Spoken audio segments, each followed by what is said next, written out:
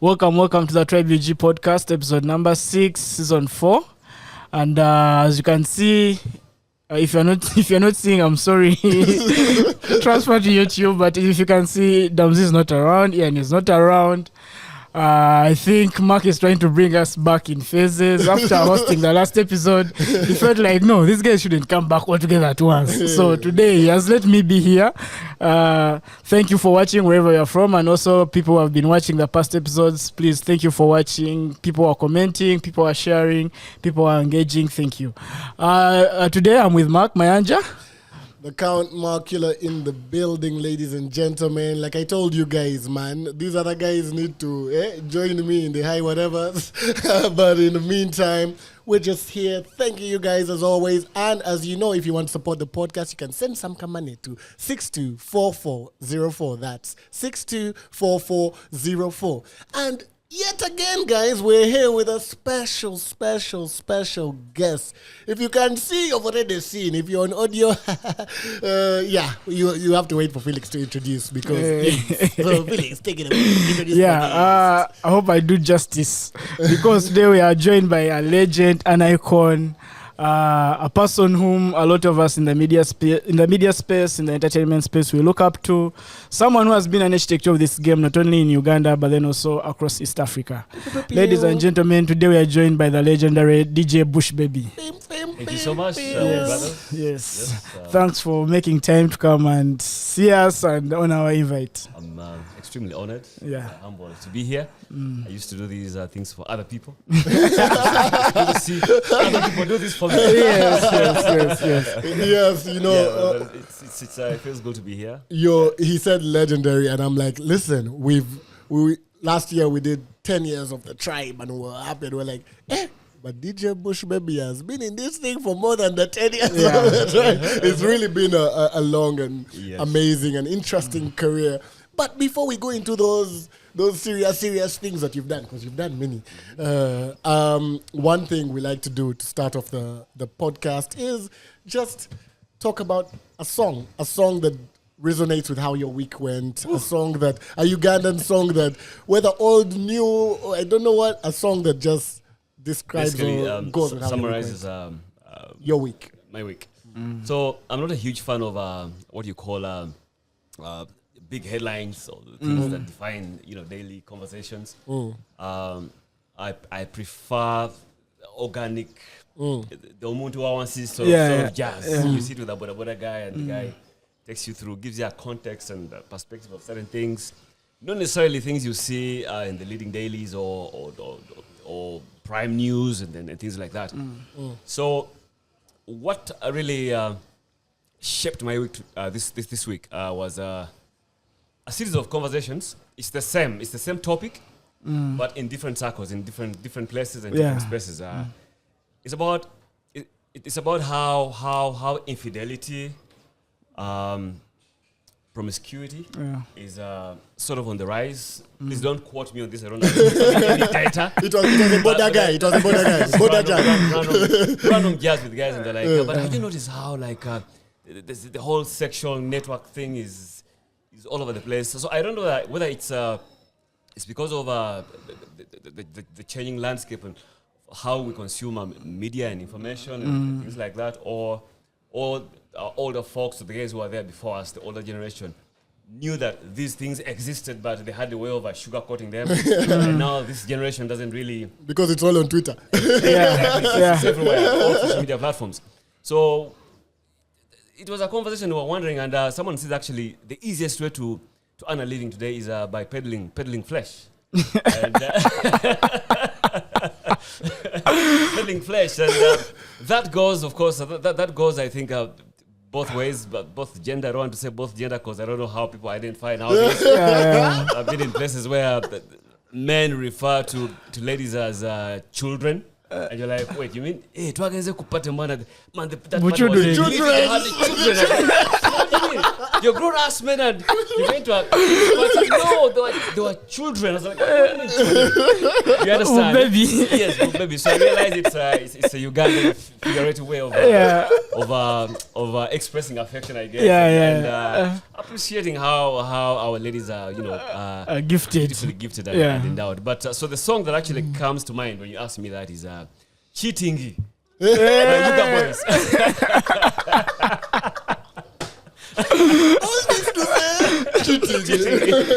So that's the song for me that summarizes the highlight of some of the biggest, at least one of the biggest conversations I was part of this week. Felix? Yes. I'm going to Other than cheating. I'm going to piggyback off what Bush said.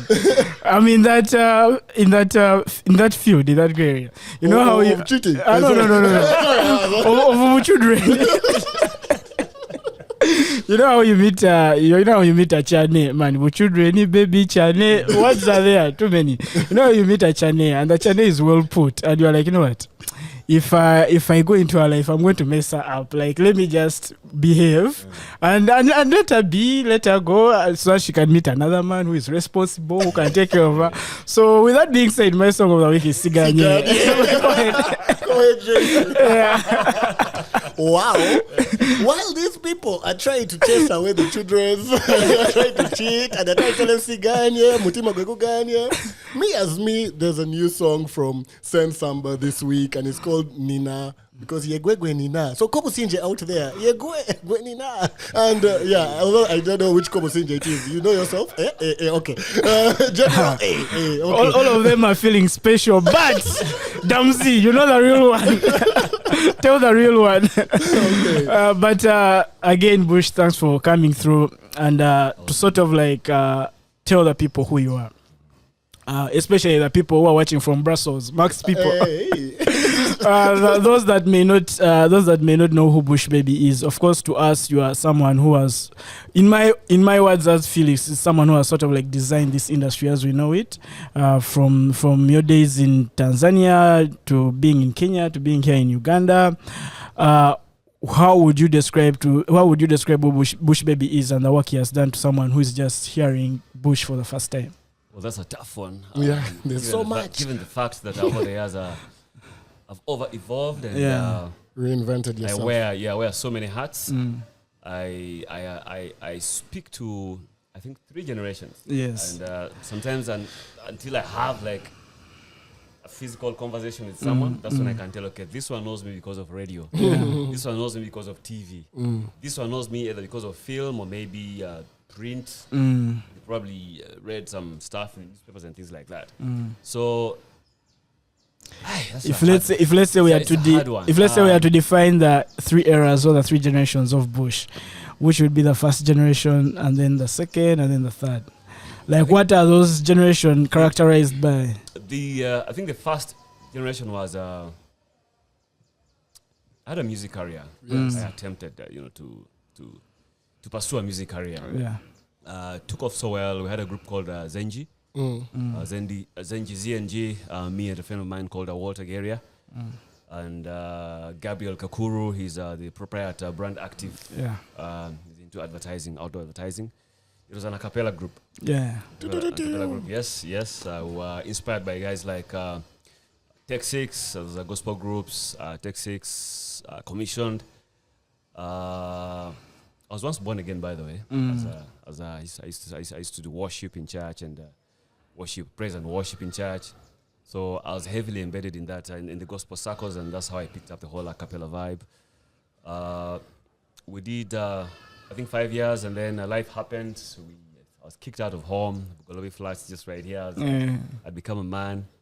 So I was forced out of, you know how bad forces it's fly. Yes, so I came and rented a place at Ismail Road, Mbuya here. But life happened. I just took the long story short, and I had to go to Tanzania. Kakuru was at University campus, Makerere at that time. Walters, I think, was at, before it was named, I think, MOOBS. Was it MOOBS before, or it was Nakawa College of something, accounting or something? Giving her my age. Hey.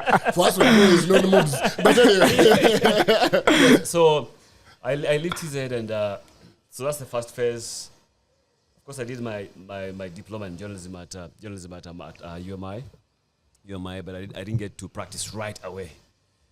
So the whole 90s wave, the introduction of the pop sound by Peter Sematimba and the Dungeon Studios, the people like Steve Jane and Terry Devon, name them, all those guys. I think the late Karim Jane, there's so many, Luther Martin Chintu, Swahili Nation, all those guys, we Limit X, First Love, like we envied and admire those guys. Yeah. So I leave, and when I go to TZ, I sort of put music on in the back seat, and I got into radio. So now that's the second phase. The first was trained professionally as a journalist. Yeah. Then I took up music, did karaoke, Pinto's Bar, around Wilson Road. Before Deviate really came through. So again, you can tell my age. Yes. You know? Yeah. So when I went to TZ, I fully got into radio. What I was trained for, which was of course a broadcaster journalism. After that was in Mwanza. I got to Dar es Salaam to help set up EATV and radio. That's how I transitioned into television. TV. Yeah. Okay. So it's hard to box me and say this is who Bushbaby is. Yeah. Yes. You understand? Over the years, if we were to fast forward, I've evolved into a storyteller, a mentor. I'm very addicted to exceptional talent, and actually, what keeps me awake is, or rather, what wakes me up early every morning, is to. I look forward to landing onto some fresh, exceptional talent every day. So that is the drive. But I honestly, I can't classify or box myself, but I leave it to the people who admire. I don't like calling them fans, but people who admire what I do, who are inspired by what I do, to decide how they want to consume me. Yeah. You understand? I actually like what you've just said there with regard to mentoring and putting on new people and stuff like that, because I was speaking to Timothy Code, and of course many of us know him. He's on our radios today. We're listening to him. We've seen him as a media personality, also as someone who started, who is a rapper, who's multifaceted as a person.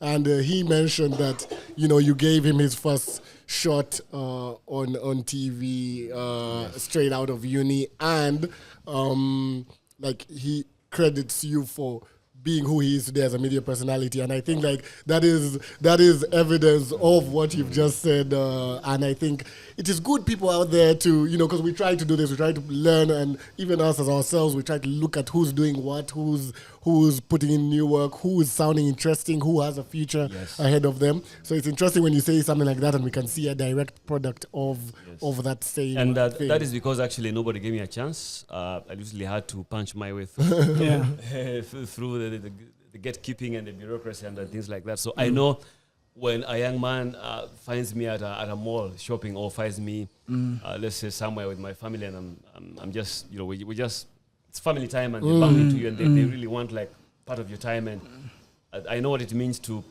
give that kid special attention. Because he needs it. He needs it because nobody gave it to me. I tried reaching out to people who we admired and envied and wanted, we emulated, but nobody had time for you. So I figured it's important. You lose nothing. I figured it's important that you make time for that person, because you just never know what. It could be a minister's kid. Where we're in the era of social capital. Social capital. You just never know what that. It could be a minister's son or an MP's son or whatever. As long as they know my butterflies. But I digress. That was a great joke, by the way. Yes, but just meeting people, you just never know. I'm heavily spiritual, so I believe people come to you for a reason. The universe has a way of connecting us. So it's not by accident that I'm even here with you guys. So you understand? So it's very important. I mean, even I think we had Daniel Romero. He also spoke about it on the podcast, saying that when I was out there, Bush said, let's do TV. And he's like, when I joined TV, it was something totally different. And I had to learn from Bush on how to navigate it. But one thing that is throughout your journey is transitioning. Yes. Like you're transitioning from being a DJ, from being an artist to being a radio guy. As you're a radio guy, you start DJing and then you go into TV. So throughout all those transitions, what are the key lessons you've learned as Bush, in the sense that you can pass on to other people, in the sense that if you find yourself in a position where you have to transition, these are the things that you must look at, or these are the things that you must do? So one of the things I can confidently share with you guys and everybody who's watching, the first thing is you will never, ever, ever, ever, ever be enough to do anything. When I left this country when I exported myself out of Uganda, as a teenager. In fact, I went to my old man and I told him, look, I found a gig in TZ and, I'm going to do radio. He looked at me and was like, So I had to find my own way and, got on a cargo ship. I mean, it was, I think, MV Kawa, one of those, I think it's parked, it's idle at Port Bell. You can go and check it out. And So- take a trip to TZ. Yes, and I looked at, but I was just, I can't say I was naive, but there was a burning desire to achieve something. I might not have been as intentional as I am today, but as innocent. There was blind faith. There was blind passion, just to see what's in there, what's beyond the unknown. So the lesson, the moral of the story is you will never ever be enough. Once you wake up, I walk with a notebook. I sleep with a notebook. Once an idea comes to your mind, they say creativity is perishable. The moment you forget that idea, you jump onto something else. So the key thing is, whatever you want to do, whatever you want to start right away. Start the same way you guys, nobody gave you guys permission to start this podcast. You just woke up and invested in equipment. I don't know, you took loans or whatever it is, but you went and, you did what you had to do, and the desire was, the end in mind was to start a podcast. You understand? So start, and then you'll improve along the way. There's that incremental, I think it's a Japanese, the Kaizen formula of, the incremental improvement. Start with one microphone, then a mixer, then, one extension, and with time, things, So the key thing is start. Yes. You will never be enough. Even if it's a hot child you've seen, and in the context of children, just go and try your luck. Whether you drive a Range Rover or try your luck, just state your intentions and see what happens. You understand? So start. Then the other one is, again, through experience, humility. No matter how huge or how big or I can't stress it any further. No matter how we call it a wakabi, no matter how wakabi you are, it's okay. It's okay to be grounded. You lose nothing. Stay in touch with your people. Stay in touch with your peers, with your political connects, the people around you, with society. Humility. I can give you so many examples about humility, and it's just amazing what humility can do. Yes. Yes. You walk into a bank, and because you did a favor for somebody unknowingly, and back in the day when we used to queue up in the banking halls and all that. Again, I'm giving away my age. And then someone calls you, please come, and then you give them your check and they cash it, and then they give you express service. Small gestures like that mean a lot. So you will never be enough to start whatever your dream or your vision is. Start. If you break a leg, we fix it, and then you limp as we continue. But at least you tried, okay? And then also humility. I think those are the biggest. And then perhaps as you become cautious and self-aware of who you are, what you've become, and because us just being in front of these cameras, I keep telling guys, this is a lot of power.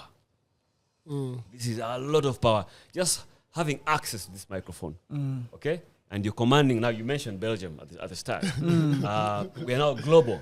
Back in the day, me and my peers, when we began, you'd be in a four world, small booth, and you're talking to guys, and you don't know how many guys you're talking to. Yeah. But the fact that you guys are actually able to measure who's watching, who's listening, who's paused, who's done what, that is a lot of power. So you have a lot of influence.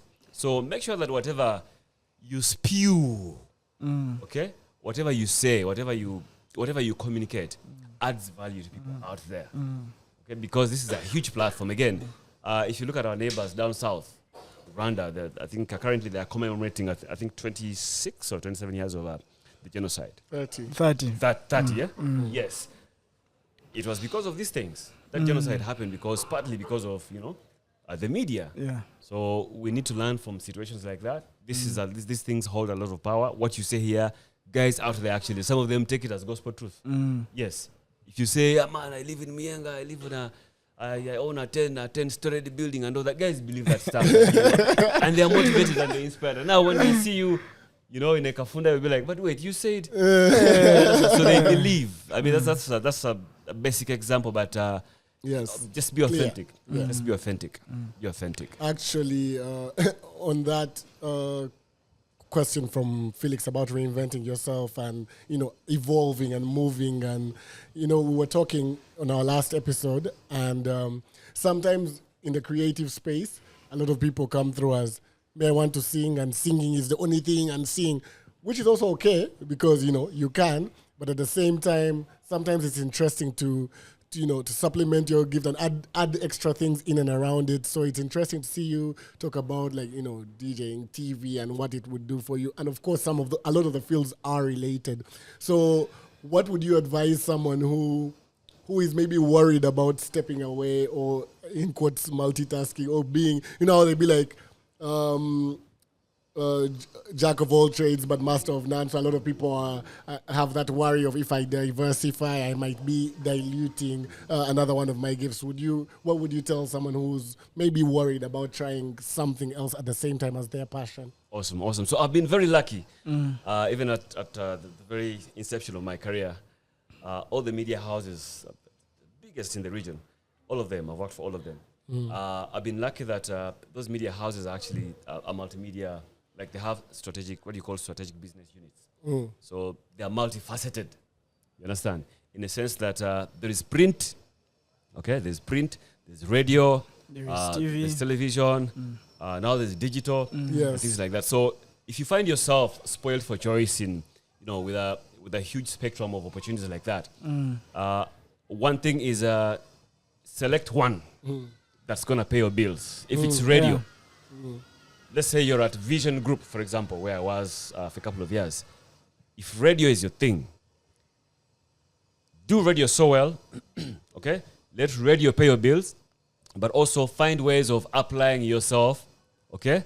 For some little change in television, be a producer, be a cameraman, be an editor, be an art director, okay? Write a column in the newspaper, okay? Can do a monthly, weekly, or daily column in the newspaper. Do something on digital. So find ways of applying yourself scientifically, or should I say politically, but intentionally. But radio is my main thing here. Or I'm at Next Media, and let's say the Nile Post is, or Afro Mobile is my thing. Okay, but have something on the other platforms as well. So you have a main driver. Okay, but you also have a way of scientifically applying yourself, because the opportunities are there. Okay? And you just never know. As you transition from radio, maybe TV might be your next big thing after 5 years. And then when it's time to switch up and trends have changed and things like that, maybe digital could be your thing. So I have been lucky. I've been lucky to appear in such spaces. So for someone who probably is just on radio right now, it is okay. It's okay. And today, your generation is lucky. You have all these tools, these soft tools, at your disposal. Unlike us, who from the analog era, so you can actually concurrently do these things at the same time. But find one niche where you're really good at. Okay, that actually where you can give 100%. You're efficient. You're effective, and then tap into the others. Learn, the others, and then see how you can now they'll help you evolve. They'll help you evolve. Case in point, I was on radio. I auditioned for a morning show. When I was given a morning show, when I show up, I was handed an entire station to program for an entire station. A rookie. I was just a rookie. You understand? I embraced the challenge. I did it. Imported so many Ugandans in TZ and all that because they at that time they didn't communicate eloquently English, and they wanted an English FM broadcasting platform. So I had to import Ugandans. While there, I am head of station, and then I'm PD. Then 1 minute I'm head of production. I moved to Dar es Salaam. Then I'm a producer on TV. Then I'm a host, and then I'm into programming. Then I'm head of TV. I'm actually now working backwards because I didn't have time for some of these this exponential growth. I didn't have time to enjoy, and I didn't have time to have those promotions marinate and sink in and enjoy. And imagine 1 month you're a PD, and then the next month you're a GM. You understand? Almost becoming an MD, a CEO, and things like that. Now, now that I have time to myself, I'm not actively like employed and things like that. I manage my own time and pursue my own things. I'm now working backwards, and that's why you've noticed of late I'm so heavy on the DJ circuit because I also didn't get time to enjoy being a DJ. I mean, I would do a morning show, then start producing TV, then at about 4 p.m. go somewhere, set up an event, then go home at about 3 a.m. Then 4:30 again, I'm up, a morning show. So for like 24 years, even going out, I mean, places like this, come and pump a shot or something. I'm just doing those things right now because I never had a chance to experience some of these things. So I'm just working backwards and enjoying, especially the phases that I was really so passionate about. There's so many. Exactly. One thing that did I answer your question? Yes, very well.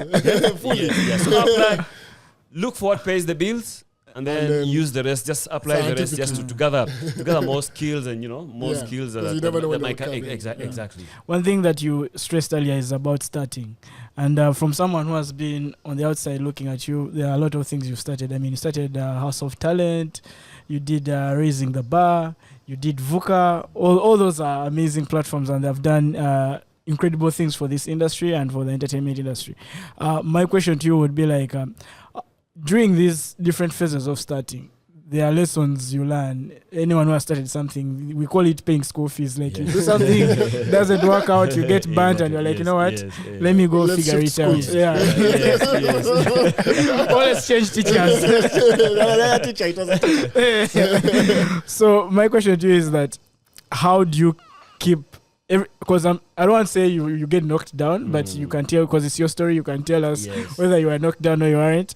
How do you keep getting back up to be like, okay, that didn't work out, now let's do the VUCA thing. Okay, the VUCA thing didn't work out, now let's do the Salute the DJ thing, things like that. So a friend of mine, one of my closest people, were having lunch some time back, and he told me it's very dangerous to reveal your vision to people. Because if I came here and I told you, look, my vision is to transform Uganda. Then 5 years down the road, Uganda is still the same. You're like, but you guys, 5 years ago you told us your vision was transforming Uganda. So it's dangerous. So it's actually advisable not to reveal or share your vision, because people hold you accountable based on that conversation. They forget that actually, realistically, the vision morphs and it changes. You understand? But ideally, where I sit right now, much as I wear so many hats and things like that, I'm pretty much in the same space, but influencing at different levels. Levels where I feel the frequency is, or the energy rhymes with my current physical strength, my current mental strength, or my experience, for lack of a better example. So when you say today we are known as the tribe, and then 5 years down the road we are the village. We are known as the village. There's a reason why that happens. And that is because you have to be aware of your surroundings. You need to know what's happening. What you started or what you began 5 years ago might not apply today. You understand? Might not be reasonable today. So there's reason for you to keep on morphing according to keep conforming like water in Bruce Lee's yes, Bruce Lee on the camera. Yes, exactly. Yeah, so it's important, and it has to be very, very intentional. Very, very, very, very intentional. Again, I give thanks that I'm alive today. Because when I went to TZ as a kid, very naive and all that, and I didn't know what I was doing in TZ and Kenya was actually inspiring guys back home. It's until when I get back home, and you guys, reality hits me, and I'm like, hey man, I'm like a small guy here, but you understand? The impact is amazing. It's so huge, now, and that's it's a very painful phase for anybody who's trying to pursue legacy, pursue success and things like that. Because now, when you become aware that all eyes are on you, you become super careful, overly calculated. You lose the innocence of trying out something and it tanks, and then you move on and things like that. So it's like you have one shot and that's it.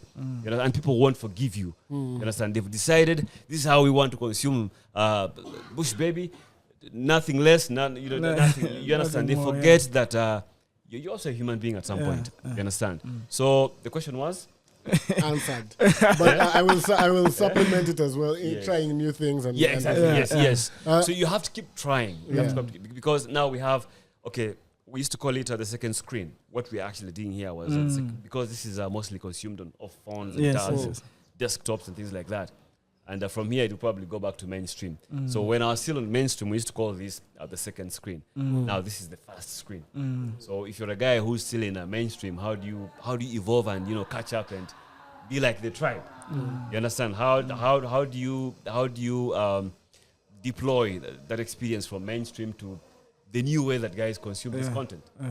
You understand? Yeah. So it's important to be very, very, very aware that I began this. Let's forget about this founders bias. Sometimes we get, as creatives, we have a blind spot where we get attached. Man, this is my brand. This is my man, thing. This is my brand, man. I started it. It's my brand, man. No. You get it? Sometimes it's okay to let go. Let go. Take a break. Breathe. Observe. Learn. Unlearn. I like hanging around guys like you, young guys, because your energy is infectious. It's infectious, you understand? So I pick up a lot from guys like you, so many others, and that gives me the fuel, to also now keep creating and stay relevant and keep in the market. Yes. I have like two things on what you've said. One is you were talking about the fact that you become cautious sometimes when you're noticing people's attention of certain things. And I remember we were seated here with Tucker HD, and he said sometimes in the creative space, one of the interesting things is the fact that you experiment in public. And therefore, like the rest of us, you might be in your corner and you do your thing, and if it doesn't, it's yours alone, no one knows. But as in certain spaces, you experiment in public, so you're seen in public. But then, of course, you do have to adjust and cope with that. But then also, we understand what you're saying with regard to you might have started like this, but the vision evolves and grows and morphs as you go. Because, of course, Felix has told this story on starting the tribe as a blog, talking about mostly hip-hop. And then evolving maybe into like the website and in doing stuff like awards. Then, of course, now we do music videos. We have the podcast. We do an event. Things like that. So as you move, some of these things change, grow, or just join each other and morph in one way or another.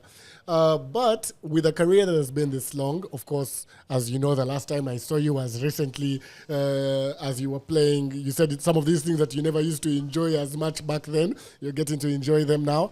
You were playing at Rewind at Tapas. And so how does it feel like for you, like, back in the game? Or not necessarily, like, but not actively and consistently, but like doing it every now and then, especially having done it a long time. How does it, how does it really feel for you? First of all, music has always been my first love, and the fact that as one of the pioneers of a genre known as Utake, which is Uganda, Tanzania, Kenya, that's the baptism we gave, me and my colleagues at the time. That's how we baptized East African music, and it gave birth to so many good things. So many good things that I feel were not consumed enough at the time, and with the way IT and how we consume information has evolved, I feel now it's time to bring back some of these stories for the young guys to appreciate and learn where we're coming from, and so they can see how what they can pick up from our journeys. We are now documenting. We're documenting where we're coming from for the present, and the president has a chance to look at that canvas and say, okay, so these guys, this is how they started. Yeah. This is how they persevered. These are the things, these are some of the ultimate sacrifices they had to make. And, for them to be here and the foundation we're actually enjoying came out of, people died, people lost lives and things like that. So for them to appreciate that, don't take what you have lightly. Whether you're a DJ, you're an artist or something like that, don't. But also, I look at the current situation. The young guys are doing an incredible job. Yeah. But I feel like they need leadership. Leadership, not that one of go here. No. It's important to share what has worked for you. So guys can see like, okay, this is how he moves. Okay, this is how he makes waves. Okay, I can pick up a thing or two. And you can't lead from the back end. I actually need to credit Naselo the Don. He's always in my DMs and he's telling me, man, triple OG. I don't know what kind of OG I am, but one minute he'll tell you, he'll call me double OG, then triple OG, then quadruple OG. Okay, but he's like, yo, OG, you need to come back. You the game needs you. The game needs you, man. We need you. So, yes, I can't say I'm back because I never left. Yes, but again, it's in the spirit of knowing how to reinvent myself, but also share the nuggets of wisdom I have with the young guys and all that. They're doing an amazing job, but I feel like they could do better. But the only way they can do better is if they know. If all the guys like us come out and show them, look, when you're going to the breweries for a meeting, please. I know you love your Crocs and everything and all that, but please, rock a suit, put on a suit just out of decorum and things like that. Okay, when you're playing at a wedding, do a kanzu or respect some of these norms and things like that. So etiquette, basically. I can't say I'm in it for the money. I think I'm in it for passion, just to again reinforce my legacy, but also collectively celebrate something that. Guys laid a foundation for us. We took over, and as we pass on the mantle, we need to see that this thing is headed in the right direction. It's very sad when we have situations. I've 2 or 3 years ago, I had a similar situation. I had a situation that required public fundraising, and my bank account was in negatives. At a very horrible time. Globally, economically, and things like that, and I had to make a Harambe appeal, and of course, community came through for me and things like that. But we don't have to go through such situations if we actually organize ourselves as a constituency, So hence things like financial literacy, things like insurance. As a DJ, again, I'll tell you the occupational hazards of where we operate from are crazy. Are crazy. You see a child, you get ideas. It takes a lot of discipline to resist that. You understand? That's just one of them.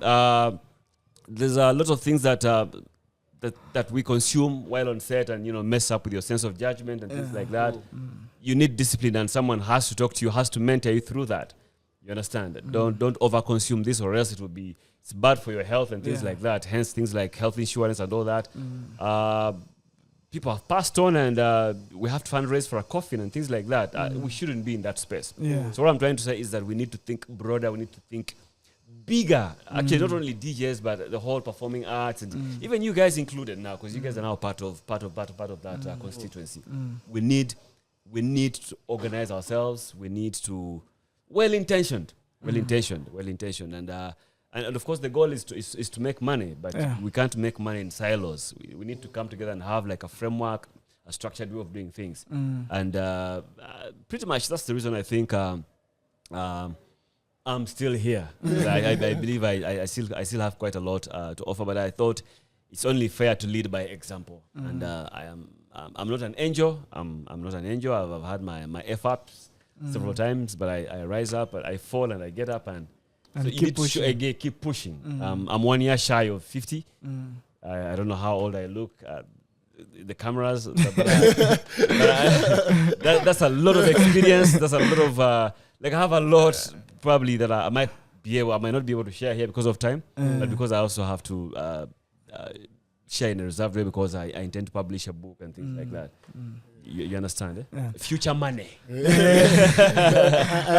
actually like that because we always do talk about it, saying, we have a lot of new, whether it's new artists, new DJs, new whatever it is, new radio people, we have a lot of people who think what they're experiencing now, especially because maybe more of it is online, so we can all see that you're experiencing it. Sometimes people think they're experiencing maybe something fully new, not understanding that a lot of this stuff has happened before. A lot of this, maybe you can avoid the other problem if you know that these guys went through it. So to avoid it, they learned to do this. So if you actually do educate yourself, if you do listen to these type of conversations from people that have this type of experience and have lived many of these stories in all its versions, then maybe we learn something, maybe we avoid certain things in advance. So it's good to hear you say that. I remember even that Tapas week, I remember because DJ Jeffers, who was playing after you, as a young DJ, I remember how much he posted that week, saying, this week we are with the legend. and I'm like, oh yeah, it's really, it's dope to see stuff like that, especially for me. Like sometimes you talk to, I might talk to maybe a young musician, and then you say a name of someone that we all think, like let's say if you're a young rapper and I say Enigma, and I'm like, okay, you may not, like, I don't understand, like, you should know some of these things because this is the history of the stuff that has brought what you have as an opportunity today. So like when I see a young DJ in like Jefferson's case, when he's excited about the Bushbaby day, I'm like, I find it interesting to see these things. I'm like, that's quite nice. Just to cut you short, sorry. I'm done. Also, when, at least for me, I don't know about my peers, but when I joined this thing, it was out of pure love, passion. Meaning that finances were not a big deal because I mean by 23, 24, I was still under my father's roof. I keep saying this in every conversation I get a chance. I was not buying food. I was not paying bills, utility bills, and all that. You understand? So the most I did was wake up, exchange novels with children and just children around the flats and things like that. You understand? But you guys, it's not the same. So we actually had a luxury of time to come back and correct our mistakes. You guys don't have that time. Okay? You're so many, number one. You are so many in every field. In musicians, I mean, we all mentioned our song of the week. Yeah. They are new guys. There's hardly an old school guy. Yeah. Okay? Yuga boys, you mentioned and I mentioned Censorship. Exactly. You understand? But my point is they don't have time. You have one shot because you're so many. Okay? The good thing is that there are so many platforms in terms of tools and all that where you can apply yourself. But the competition is very, very tight. And also in terms of responsibility, I didn't have responsibility. But you guys have responsibilities. You probably have a baby mama. Not yet, but you have to.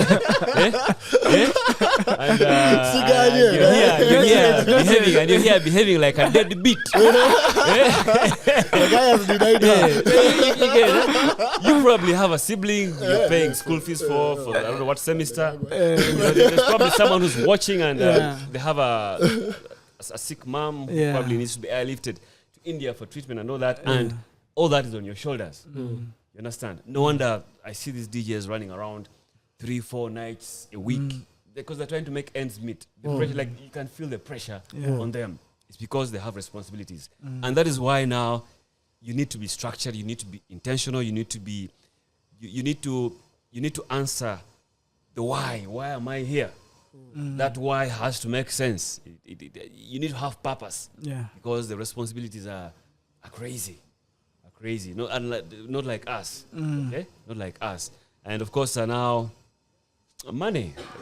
Learn how to count money. And learn how to count your money. Planning for it. Yeah, and planning for it. You don't want to to be a DJ for 70 years, you're still you know. And when you talk about now, going back to your question of morphing, I had to be intentional about that.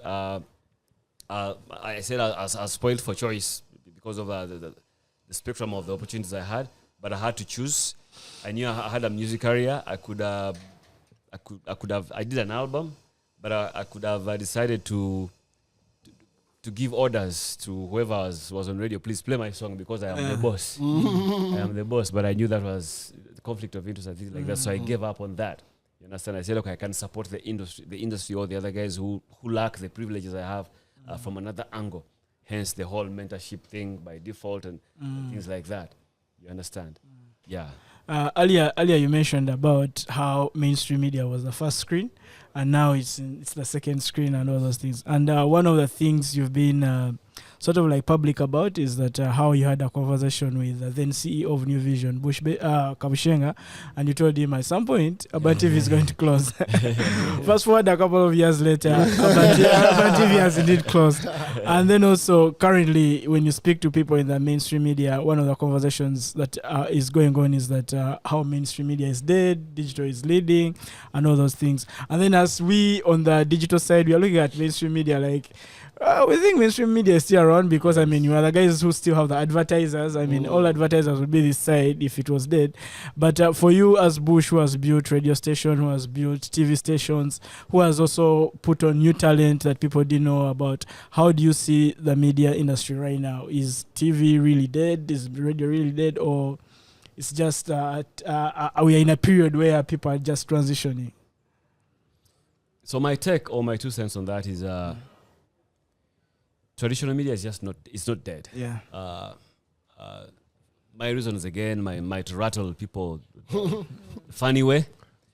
Rattle I feel like having been in that space, I feel like the people who are investing in that space are not the right people. That's number one. Okay. Their interests, their agendas, their intentions, I don't think they are. Of course, number one, some of them, masquerade as businessmen. So many of us do, which is okay. It's okay. Someone goes and goes to UCC and holds a frequency. It's just playing music. I mean, it beats logic. You understand? And why am I saying that they're the wrong people? It's basically you can see how things are done. You do a business plan of let's say a TV station. And really, the first thing you do is run to UCC and apply for a frequency. They give you a channel, a frequency, and then you buy some basic, equipment for output, and you start playing music videos 24/7. Why not first invest in gadgets like this? Like it's like building a restaurant. The kitchen is very important. Before you think of all these aesthetics and how the display for the bottle is going to look, invest in the kitchen first, because that's the bedrock, the heartbeat of the business. That's where everything is going. Exactly. So the reason they are playing music videos 24/7 is there's no production capacity. You understand? There's no production capacity. So invest in production capacity. Once the content is there, then go and apply for a license. Okay, you're able to basically fill up the clock. We call it a clock. You're able to fill up the clock. That is number one. The intentions and the people who are in there, for me, in my view, in my really humble submission, we have so many wrong people investing in that space. The other one is a case to case, like where places have been. For example, the government outfit, which is Vision Group. There's a lot of interest, to be balanced. State interests versus shareholders, because it's a publicly listed company. It has shareholders. There's a board and things like that. So balancing those interests sometimes becomes a bit of a trick, and they weigh down, because again, delivering that vision, you're dependent on talent, and talent easily gets bored. Bogged down. You understand it? Yeah. Then I still believe the programming itself could be much more compelling. Everybody is playing it safe, where we're comfortable, where we because NTV has soaps, let's also do Mexican soaps and things like that. Rightfully so, it makes business sense. I mean, a typical season of a Mexican soap is probably of like what? Maybe 10,000 episodes.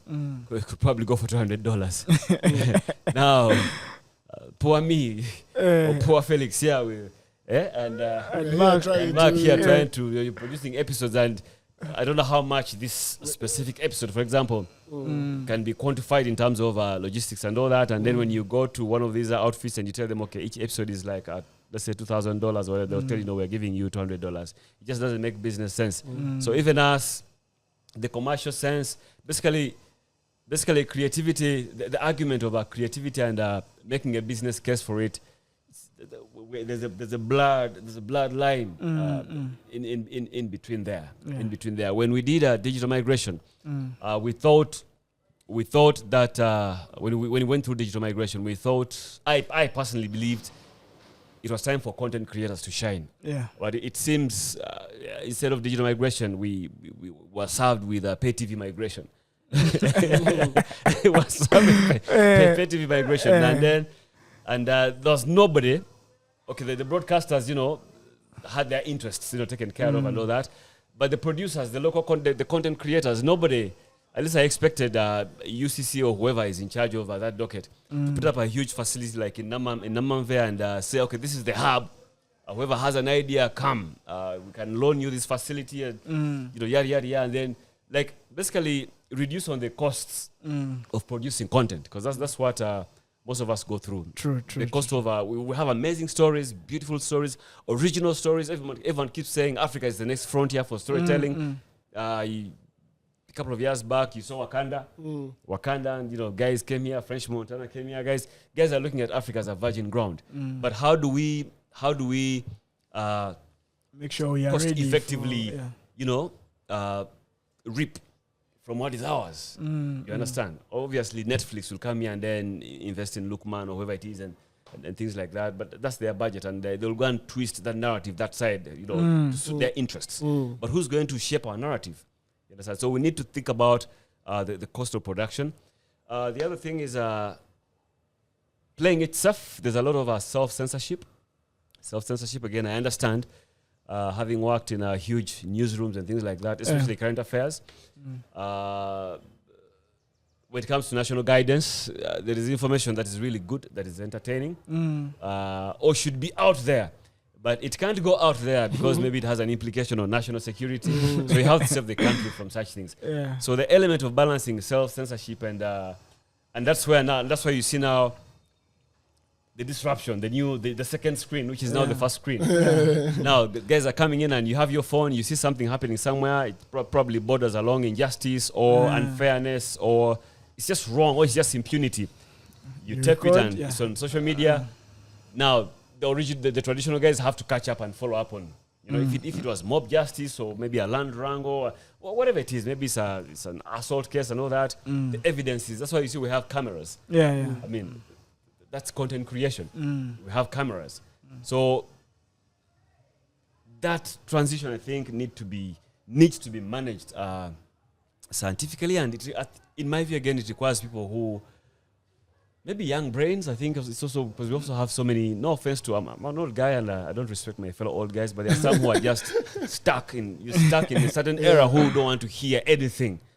When you tell guys that things like AI and ChatGPT, one of my friends is an accountant. I was telling him a day is going to come when you stop bulldozing guys over and wait for my signature. I haven't signed on your voucher. You wait, one day AI is going to sign on your behalf and you'll go back to the village. So, I mean, these are light-hearted conversations, but these things are going to happen. These things are going to happen. You understand? So, I think we need to really evolve with the times. It's now a global village, but the media has, for me, the challenge I have is playing it safe. Remember the gossip format. Yes. Me and the team at Urban invented with Mary Luswata. Yes. Bashing celebrities. That cause problems. Calling a spade, for what it is. That kind of edgy, because I mean, television, especially television, is about conflict. Good television is about conflict. I'm not talking about conflict over Tupac, Biggie levels, and Chameleon and Bobby Wine levels where people wake up with swollen eyes and no. Beautiful, well calculated, well choreographed conflict where we can say Timothy Code has beef with HD Tucker. Have you heard the guys post? Yeah, man. What Timothy Code has replied, man. Navio has beef with Babaluku. Have you heard? It's a dramatically well choreographed, but it's showbiz at the end of the day. Yeah. It's showbiz, but I guess we shall catch up someday. We shall catch up someday. Yeah, we shall catch up someday. Then also, as a person who has been on the desk that manages content, as a person who decides which content goes on air, which one makes the cut, which one doesn't make the cut. To you, because now, like you said, people have their phones, they can just tape, post anything, and it goes up online. To you, what is content that is worth for a viewer to pay for in terms of consumption? Like, because one thing I believe is that phones and other gadgets have lowered the barrier of entry in terms of content creation, in terms of putting content out there. However, out of all that content that is out there, there is one that is worth your money and one that isn't worth your money. So to you, as a person who has managed content, who has approved content, what makes great content that you can buy and also content that someone can pay for? So holistically, there are so many genres of content. Yeah.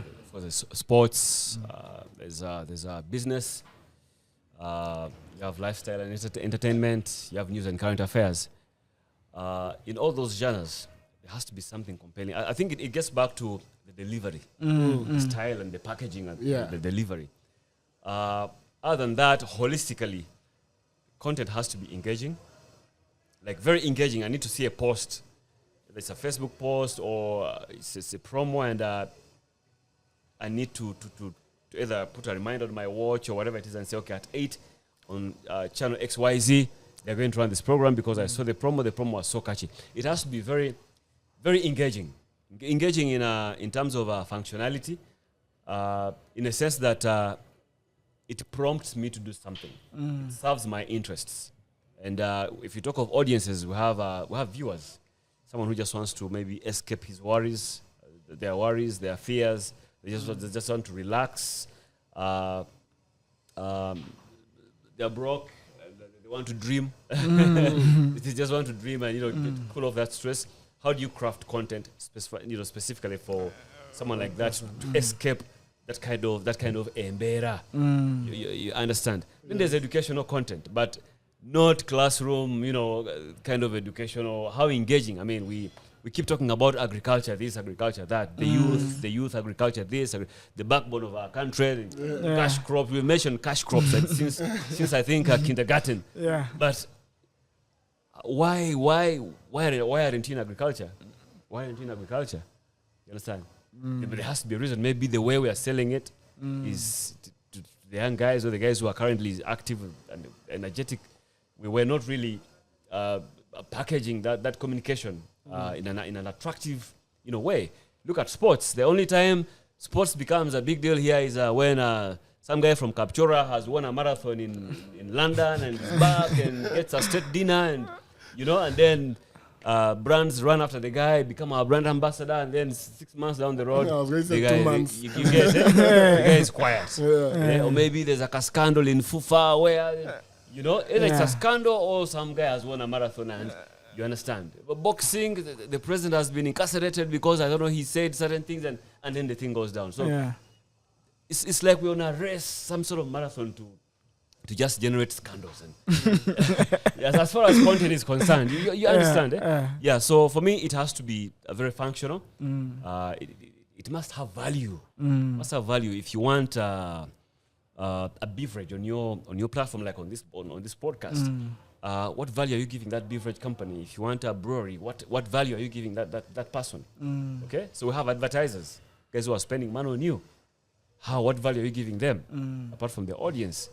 Okay, I talked about shareholders at Wild Vision. People need dividends.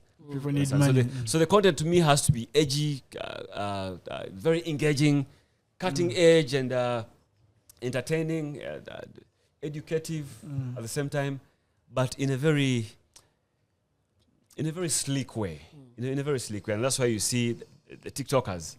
TikTokers are now taking over. The kids come and, they're becoming creative with their gadgets. And it's content, they're enjoying. And, I'm afraid. I fear opening my TikTok in public. Yes, I don't know how they created it, but the moment you open the app like this, man, some video comes in, man. You know that it will be porn or something, and so, and that's where mainstream is still important as gatekeepers from an editorial, control and policy, because much as you've seen something or breaking news or TikTok, you still have to go back to mainstream to verify. On TikTok there's tear gas downtown, but I have to wait for to confirm. I have to wait for live at 9 to confirm there's actually indeed. So, and those are the things that are making even people who would have otherwise invested in this space lose confidence in us, because we are disorganized. We are disorganized. You look at the music industry. There's a federation, then there's an association, then there's a cooperative society, then there's a circle. So how will a serious investor come in and say, okay, guys, I have some money lying somewhere idle. Let me invest in this. I'm sure you're part of a podcasters association. There's a podcasters association. No, not yet. Yes, but there is an association. Oh wow. Yes, there is. I think they're based at Motive. I think. I've bumped into a couple of them, yes. Okay? No, it's a community, not an association. It's a community. No, association means there is a memorandum, there is what? That's what I'm saying, not yet. Federation, community, association. So now, how do you now organize, that constituency to make meaning for even the policymakers, government and things like that, to even go and sit in parliament and say, guys, we're here and this is what we want, and for policymakers to pay attention to things like that, and then we get the support that everybody is saying, government to Yambe.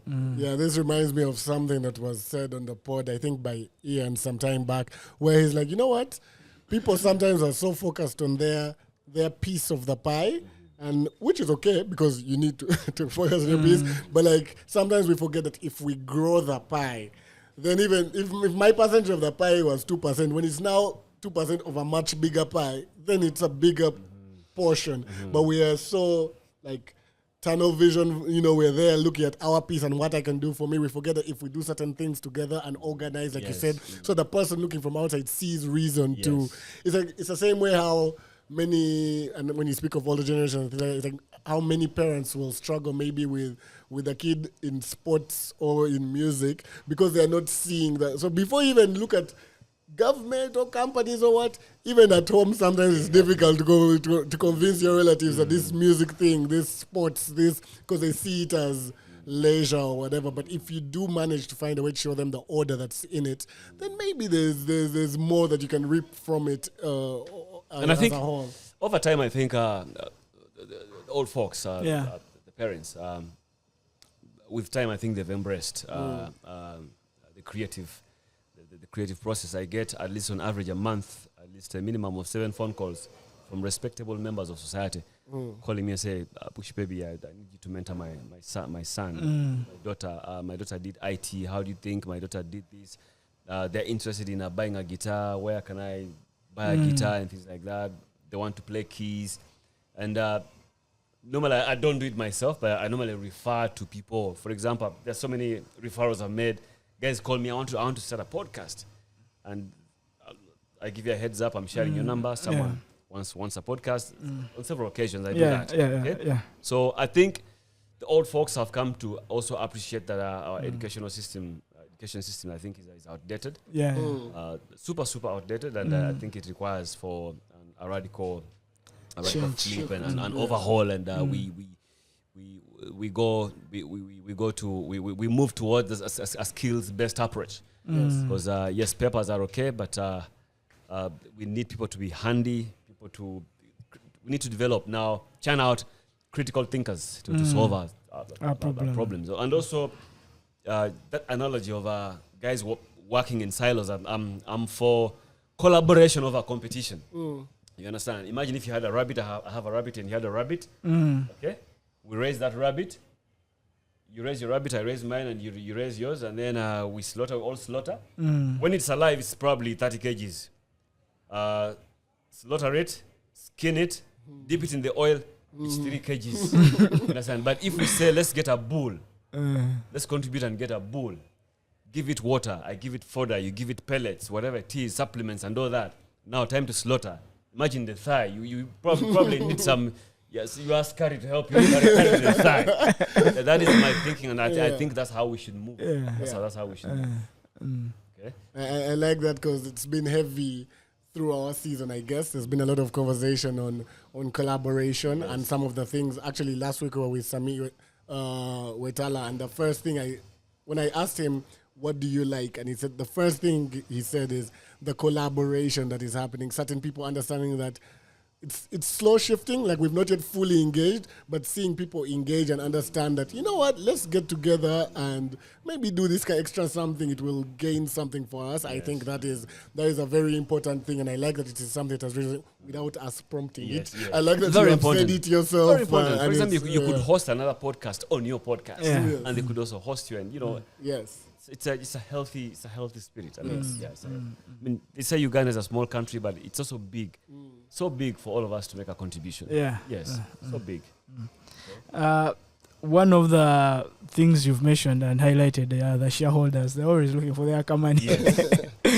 And even us on this side, which is the digital side, we are looking for money in the sense that we are looking at people who are looking for content. We're looking at people who could partner to tap into our audiences.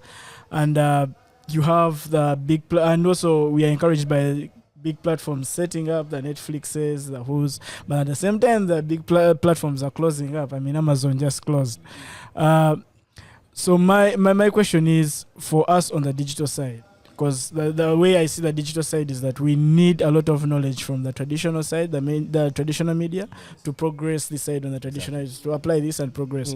How can we, guys on the digital side, creating digital content, creating content for digital platforms, how can we make sure that we are ready for the money bit, in the sense of looking for the right people to work with, to give us the cash, and then also to make sure that whatever we are doing this side is something that someone is willing to buy into.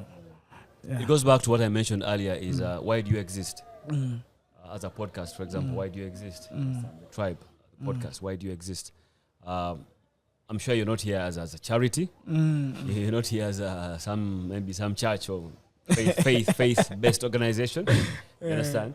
I'm sure you pay taxes, and the fact that you pay taxes, that means you carry yourselves as businessmen. So as a business and a player in the market currently, what are you solving? What problem are you solving? What problem is this podcast solving in the market? Oh, it's a feel-good vibe. Every other day we come here and then we sit and record and chill and pop bottles and things like that. And, you understand? So I think the fundamental rule is even with journalism at some point they had to evolve away from just writing stories and expect that their salary is going to be magically be paid. They had to now morph into what they later refer to as enterprise journalism, meaning they had to write stories, not necessarily business stories, but stories that actually attract finance. You understand? So as a business outfit, as a podcast, this team here, why do you exist? Why are you in the market? Why are you in the market, and what problem are you here to solve? If you figure that out, then the money will come effortlessly. Investment will come effortlessly. Otherwise, if we all meander around and all we are about is likes. The likes are not bad, but let's say if you have 10 or 20, 50k likes, what are you doing with those likes to convert them into actual money? Understand? Maybe you could walk in a boardroom and say, look, this we talk to every week, or whenever we publish, whenever we premiere an episode, we have 40k guys logging in, and you put your money here. It's a challenge I had in mainstream when we began Mary Luswata's show, the Scoop on Scoop, the gossip show. The sales team at that time was very old school. I use that term loosely. So they would go to clients, and clients, a client, when you're selling, it's like a debate. When you go to let's say a beverage company, they're there to disprove you that they don't need you. Or they need you, but at their price. Yeah. You understand? So you have to be prepared. So these guys would go and pitch, and the client says, but no, that girl over abuses people, man. She that's her abusing Bebe Cool. Then she abused Jackie Chandiru. No, she. So we went in the boardroom and we're like, look, guys, when you're going out there, don't focus on what the girl says on TV. Okay? Focus on the audience. Focus on the number of eyeballs that watch that girl when she's on TV. It was just 5 minutes. 5 minutes. I remember we disrupted Prime News at 9 p.m. Okay, and the news they had to play some ads for about 5 minutes before Mary goes off air. So when you walk to whether it's a clothing shop, store, whatever it is, tell them, look, I have something I have some hot cake for you for your product. Like, what is it? I have this girl. She's on this podcast, or she's on this channel, and when she's on it, I guarantee you, here are the figures, here are the analytics. I guarantee you, there are 10 million eyeballs. Place your product here. As simple as that. But we complicate the sales process, and we go into other things, and confuse marketing for sales and things like that. You understand? Eh? Yeah. So for me, again, to answer your question, why you need to answer why you exist. Why are you in the market? What are you here to to solve? It's like approaching a child, and you're laying your manifesto there. I am here to solve you. What value are you giving her for her to say I do? For her to say you're the guy. Yeah, I'm going with you. So it's value for value. Yeah. So what value are you putting out there that people can actually, that is targeting people's wallets, and people can effortlessly reach out into their wallets and give you their money. And give you the cash. It's not rocket science. I mean, the fundamentals are the same. They're the same. I like that. So guys, solve problems and make sure you're able to communicate them. But also I want to lighten the mood small. And before Felix gets into his part, which good luck to you, let me give you the easier one, because that is the guy of the complicated things. We are just small things. Like we started with a song of the week. I want you to tell me a song that takes you back, a Ugandan song that reminds you of something specific, whether it was some children's of those days but like a song that has a memory attached. Any song really, Ugandan. A Ugandan song. Man, there's so many. Yes. There's so many. So many. But I'll give you one. By that I have a special attachment to it. Every Ugandan song. And everybody that I've interfaced with at a personal level. Nsazeo. Benon and Vampus. Yeah. It was, the groove, Steve Jane really did some justice on that production. Yeah. Nice, beautiful Luganda R&B. Vampus came in with his Caribbean, patois thing, and Benon's voice was smooth, and but why I'm really super attached to that song is when it came out, we got the audio at EATV in Dar es Salaam, and we pumped it, and then the video came out. Now, when the video came out, it took a while for it to reach Dar es Salaam.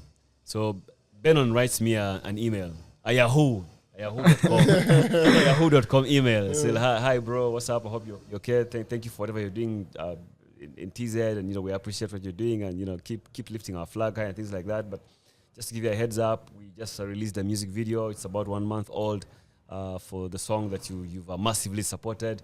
But I'm sending over the video. At that time, they used to send it was courier, but by bus service. Really. Yeah. So they'll send you a DVD or a CD, and it will take about 2 weeks to reach you. Go through Nairobi. Then by the time it gets to there, they give you a call. You have a parcel and you pick it up. But the fact that Benon was no wonder he is successful today. The hunger, the passion for him to even reach out and type an email, which I have actually framed. It's in my living room. I have it nice. Typed. I'm a collector by nature, so I actually framed it. For him to write an email, follow through with phone calls, he was hungry for something. So I'm forever attached to Nsazeo by Benon and Vampus, and I'm really happy and proud of what they've achieved for themselves, both as a group, as a duo, and also at their individual level, in their individual capacities. Yeah. Yes. Felix. Man, me, I don't have framed emails. I just wait for Bruce Lee to become a star. That guy was our camera guy. But today I found out, during the week, I found out one of the ladies we work with, she's called Sylvia. She's a cinematographer. She runs the cameras on sets when we are shooting TVCs.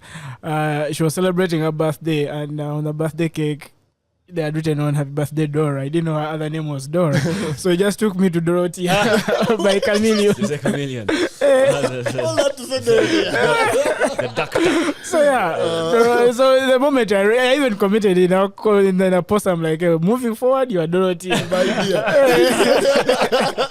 But and the reason why it even stuck out, because we had just made a call to Bush to call him onto this podcast, and then it was like this thing where he mentioned EATV, the role EATV played in pushing channel out to the side and all those things.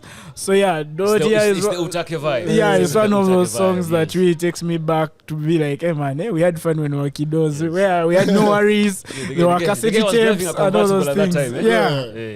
Driving a convertible. I remember in the video. Me, it's there's no serious Dorothea story attached, and there's also no framed email yet again. Not from Yahoo, not from Hotmail, not from none of them. But I landed on a video this week of Chapate. I need to get that guy out of my life. We were at a fuel station, and song comes on the radio, and we're out of the car and we start dancing. So I see this video, I'm like, oh no, there's still evidence. But that's not Chapat, because even me, I have a video of you dancing at a fuel station. It's the same one. So it's Chapat to get you out of his life, because it's you who is dancing. But the song was the myth Lillian Ru Kahiri Ndakwikundira. And so I saw myself dancing to that, and I'm like, Ndakwikundira is clearly, because I remember that day, I remember the madness, I remember where we're going, and I need to change such things in my life. But yes, sometimes you have to misbehave a bit. Awesome. Okay, over to you, Phil. Ndakwikundira, that was a dope song. Over to you. Yeah, so Bush, we play a game here. It's called the lyric game. We give you a couple of lyrics. You guess the artist and song title. For every song you get right, we put 10K on the Momo Pay, on our Momo Pay, which you read 624404. And for any that you don't get right, you pass it on to the gentleman. Who will not be getting any of them. So and he's supposed, if he fails, he has to put the money. If he gets it right, you have to put the money. Yeah, so there are three. They're easy. Some you already know. So we are starting. Yeah. Bwene iso bulungi mbwate mbegula. Kyokka ate wensirikako mwoza neeraga. Bwe mulaba nkalumye mbwate neekoza. Kyokka ate bwe sikalumye mbu ssente zaabula. Mbeewala yadde muneefasa. I can repeat it just for just. Bwe neeyisa obulungi mbwate mbeegula. Kyokka ate bwe nsirikako mwoza neeraga. Bwe mulaba nkalumye mbwate neekoza. Kyokka ate bwe sikalumye mbu ssente zaabula. Mbeewala yadde muneefasa. No clues, no nothing. That's all. That's the clue. Yeah? That no last clues, line is the clue. No clues whether it's hip hop, rap, or. No. Wow. It's a mainstream song, really mainstream. Mainstream, eh? Yeah. These are the ones I hear. Wait. Because I'm hearing the words. Wait. And you know, because you're a DJ, who has years of experience of your East African music, I had to dig around. I looked far. I told you my questions were nice. Tough. Very tough. Vinka? No. Mark, nothing, eh? It was good. Hey, alien skin, city of danger. I thought about alien skin. I thought about alien skin. Wait, how? No, I thought about alien skin. That's the thing. When you say the lines, No, actually, the yes. lines No, it is alien skin. Yes. Alien skin, city of danger. So this next one is easy, like really easy. I don't believe you. This is easy. Come bask in the presence of legends. We are in effect. Choking Carolina Reapers, choking you out of your last breath. couple of stars go to war and they've been looking for revenge. I be the one with a secret. I know how to cheat death. Buzz like Lucifer. Crucify every rapper before they choose to die.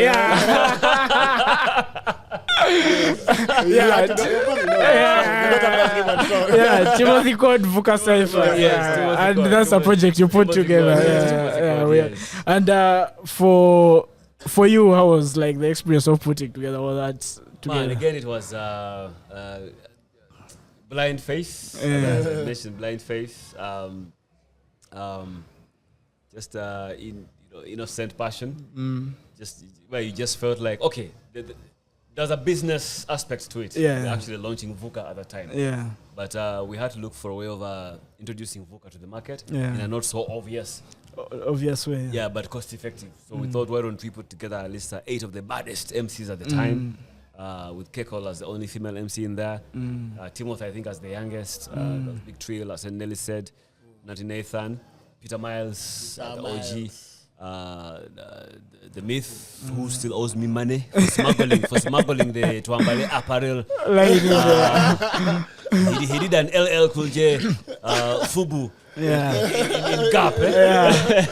Yes, and so it was basically, it was more like a campaign. Like this. Again, when you're in this thing for so long, you easily smoke out gaps and weaknesses here and there, and you manipulate them to your advantage. So to the ordinary person, we were launching a music video, we were launching a sci-fi, we were launching an anthem and all that, but our intention was to build awareness over something that we're pushing. But it was fun. It was fun. I don't even know how I was able to pull these guys together, just out of goodwill. None of them actually demanded for a single coin, but just being receptive and just picking up your phone calls and you're like, yo, I'm in. You call the Myth, it's like, yo, I'm in. You call Ruse, like, yo, I'm coming. Timothy Code, of course, for him it was obvious. He had a point to prove. He was young and very energetic, and he gave. And he came and he shut the whole thing down. So it was fine. It was fun, and it goes again. For me, as I said, I prefer to lead by example. When I talk about competition over collaboration, none of those guys beefed. That song was recorded in one day. Yeah. The video filmed in one day, and all those guys showed up. You understand? Apart from Peter Miles, who drove off with our suit. We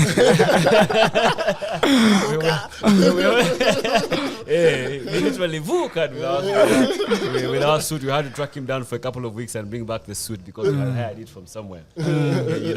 But it was fun, and just seeing that collective coming together, and seeing that energy, synergized. For me, again, we were trying to say something to the industry. Yeah. That guys, if we come together, this is how much, this is what how far we can go. You understand? So again, I'm still for collaboration over competition. Yeah. Yes. The last one. Chiba chika ekikusigula oleka amakeyo josula. Bakusange nina bisere nga mweriga. Muyingidde nyumba gwogisasula. Mark, you know it? I don't even have to finish. Ebrolando. Salute, Ebrolando.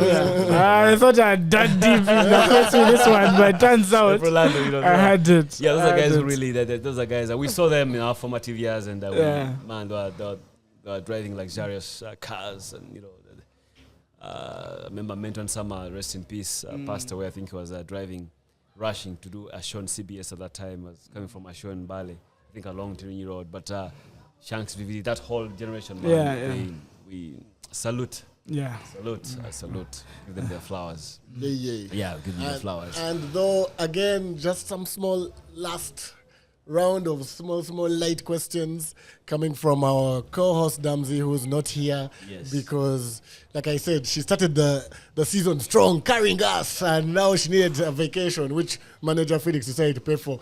But if you want to help him survive the rest of the year, don't forget you can send some money to 624404. That's 624404. That said, Damzi sent some questions for me to ask you, just small either ors. The first one for you, and they're just as simple as that. You don't have to explain them. You can keep your secrets. But radio or TV? TV, because there's a lot you can manipulate visually. Yes. There's a lot you can manipulate. Yeah. Once it's in the ear, Felix has heard it, he'll go and distort it and then, but a TV. I saw him saying it, it's true. Okay. Yeah, there's a lot of creativity around visual arts. Yes. Now, and you'd think they're all going to be serious. They're not. The next one.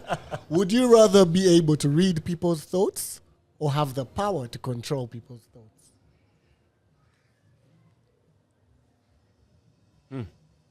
Isn't that the same? Felix, even you. Isn't that? No, reading them is you can. I look at you and I know. Like I look at you and I know her marks about me. He has a knife. He's going to stab me.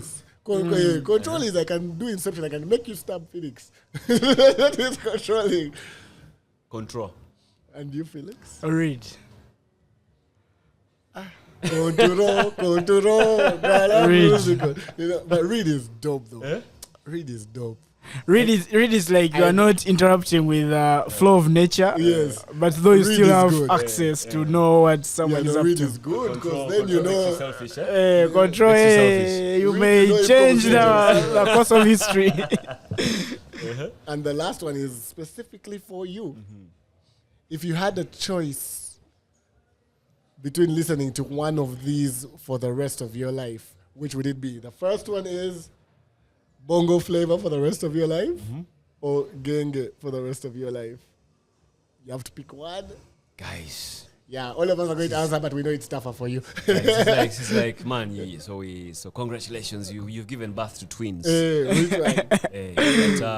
You can only keep For the one. mother to survive, one has to go. Yeah? I will say bongo flavor. Reason because bongo flavor, I lived that life. I was immersed in that life. Genge was in Nairobi, so through proxy, I used to just receive the music, through connections. But bongo flavor, I actually saw.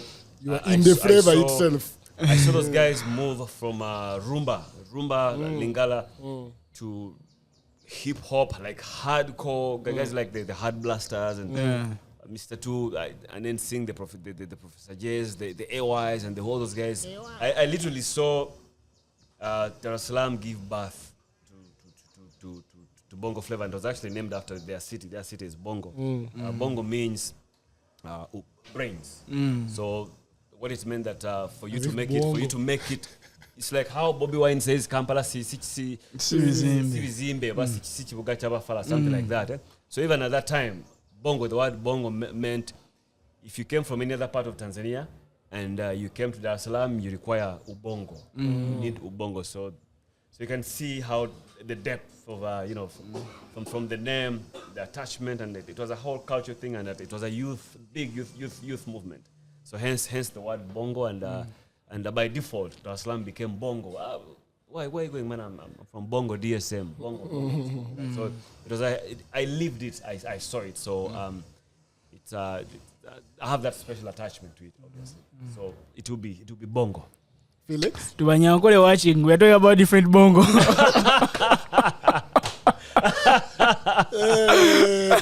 don't have that. I didn't see that coming. I didn't see that coming. I didn't see that coming.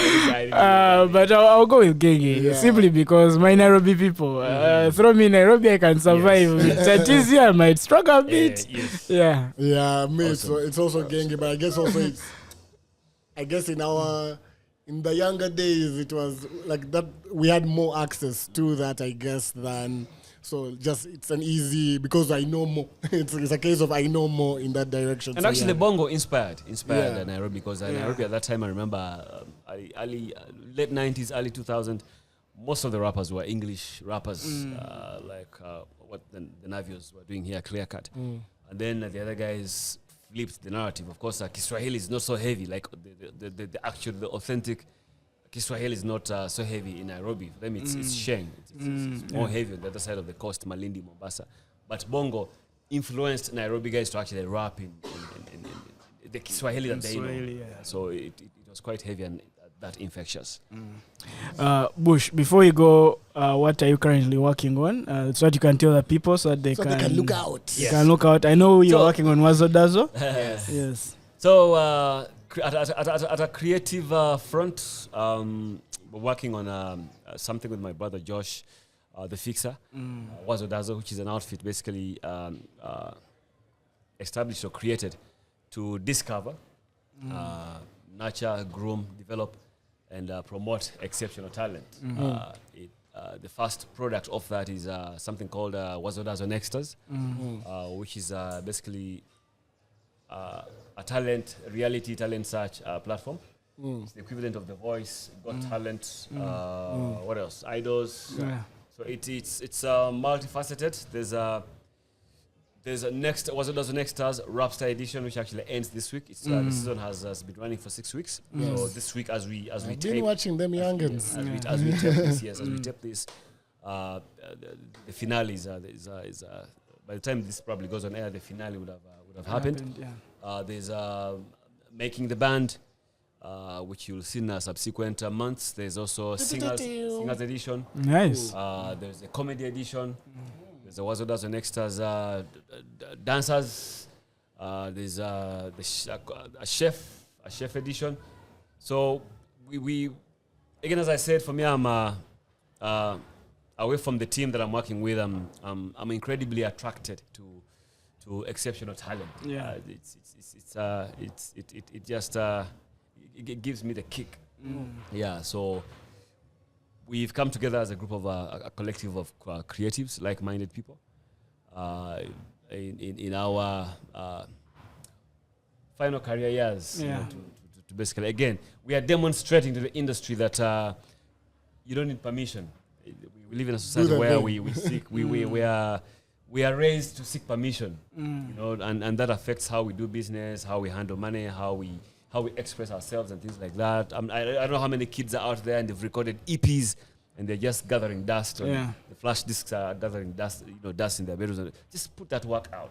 You understand? Of course, we've knocked at doors, different doors, and we've encountered a lot of rejection simply because of, I think, market dynamics, the economy and things like that. Hence the tag "Powered by Nobody."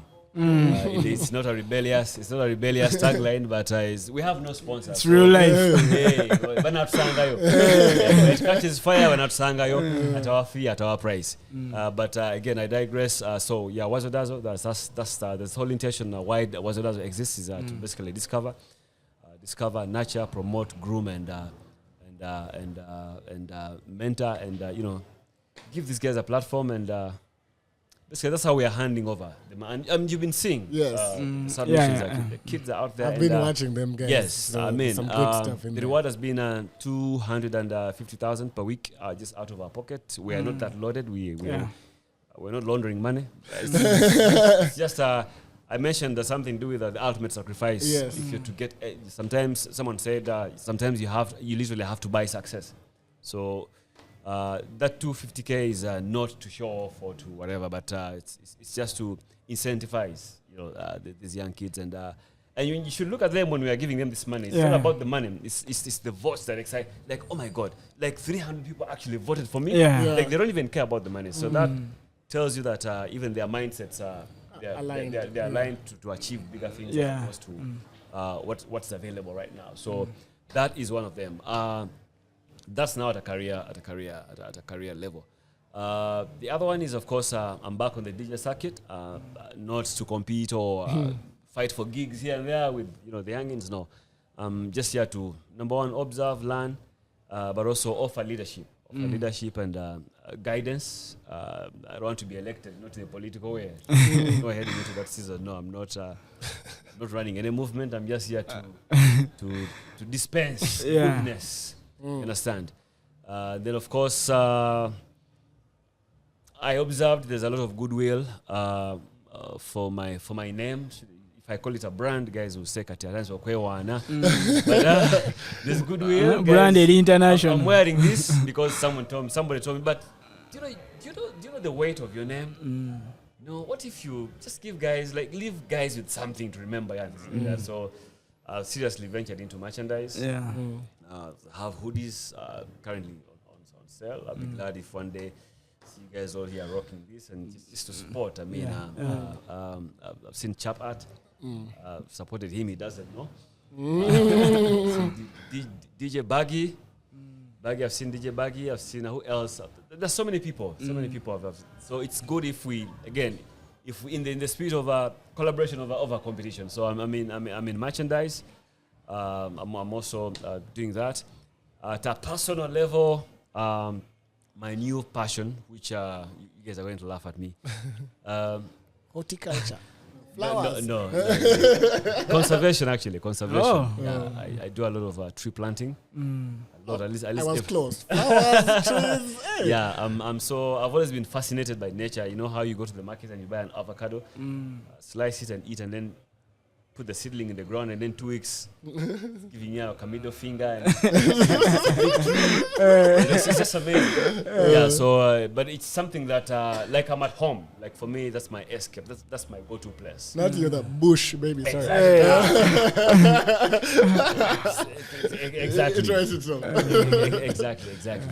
Yeah. I think that's what really keeps me busy. I mentioned earlier on that I'm working backwards now and going through the different phases of my life, especially the stages that I would have really wanted to maximize and just have fun. I said I'm 1 year shy of 50. Yeah. I'm literally, I don't know what the average age is. I don't know how long a typical Ugandan male lives, but maybe I'm probably on borrowed time right now. So why not blast away? You know, I'm having a blast. I'm having a blast. I like that. And for our other co-host Ian, who is not here today, Ian, you will not make it on making the band for Wazo Dazo, because if you keep calling it Usania, they will not accept your drums. So to everyone that's been watching, everyone that has stayed through with us, to everyone that has subscribed, liked, commented, to everyone that engages, we thank you all are doing a good job.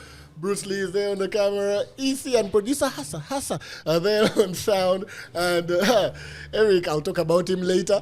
But we'd like to thank everyone that has tuned in. Thank you, Bushbaby, for coming through and sharing the wisdom and the knowledge that you have with our people. Anytime. And actually, just a special word of thanks to the entire hip-hop community. We received lots of mixed reactions regarding the rap star, but a lot of it is positive, and again, it's encouraging. Obviously, it has an element of data mining, so there's a lot of information not known to the public that we have, a lot of good feedback that we're able to analyze in the back end, and it's amazing. And I would like to thank the entire hip-hop fraternity. Might not have liked or retweeted or shared or loved, whatever it is, but all that is feedback. In the DMs, the feedback is just amazing, and I think that's the way to go. For the Wazo Dazo chef, I'm available to eat and judge. even our producer Hassan, our producer Hassan, like he's a talented chef. So me and him, we're truly. Hassan, you cook, Hassan Then for the singing edition, we have him. He's a songwriter. We also have Damzi. Super. So they can be guest judges. So yeah, guys, thanks for watching. Bush, thanks for coming through.